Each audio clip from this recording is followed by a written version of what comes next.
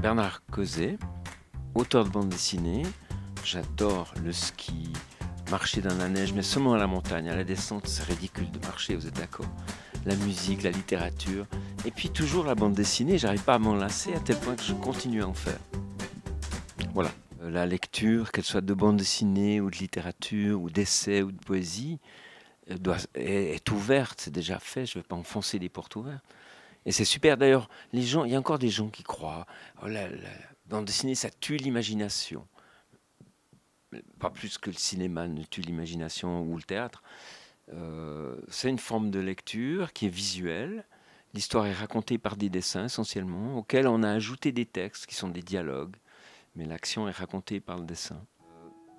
J'ai eu la chance de faire mes débuts à la fin des années 70, début des années 80, et d'apporter quelque chose d'original qui était, euh, comment est-ce qu'on dit, en lien avec le temps, de ce que les gens vivaient. Il y avait la musique, l'intérêt pour l'Himalaya, et bon, ça a été publié dans le journal Tintin. Il semble que ça ait plu. Et je pense que c'était la caractéristique principale de ce que je faisais, c'est qu'au fond, les lecteurs de 15 à 40 ans s'y retrouvaient. Alors j'ai plein de beaux souvenirs avec Drip. J'ai été son élève. On est surtout des amis, on l'est toujours. Mais enfin, j'ai quand même appris mon métier à côté de lui. Et on partageait énormément de choses.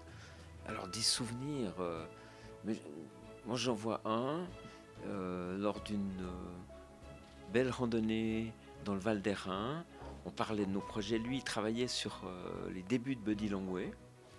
Et moi, je lui racontais mon projet qui serait celui d'un écrivain anglais qui part dans les Alpes valaisannes pour s'isoler et écrire. Et voilà, on échangeait et ça allait devenir à la recherche de Peter Pan. Et je nous vois très bien marcher sur ce sentier qui monte en direction d'un petit lac qui s'appelle le lac Bleu. Et voilà, c'était un des super bons moments qu'on a partagés. Alors Mademoiselle Minnie Mouse a longtemps été, et toujours la fiancée de Mickey, mais elle a longtemps été sans faire valoir. Elle courait derrière, elle disait trois mots, elle était gentille, un petit peu moralisatrice. Moi, j'ai eu envie de parler d'elle. Il n'y avait jamais eu d'album sur Minnie Mouse. Donc j'ai envie de lui donner le premier rôle. Et je ne suis pas persuadé qu'elle soit complètement de notre temps. Mon histoire, d'ailleurs, je la situe dans les années 30, donc les débuts de Disney. Je la dessine comme ces personnages étaient dessinés à cette époque-là, pas tels qu'on les trouve aujourd'hui dans les nouveautés. Et oui, elle est espiègle, elle reste timide, elle peut rougir de timidité, mais en même temps, elle est revendicatrice, elle a un sacré caractère. Je ne sais pas si elle est tellement altruiste. Je pense qu'elle peut faire preuve d'égoïsme, et ça me plaît bien.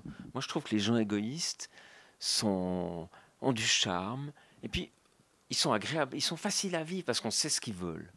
Donc on peut, si on veut, on peut leur faire plaisir facilement. Et ouais, je la sens bien comme ça, je l'aime bien comme ça. Moi, elle me fait craquer, pour tout vous avouer.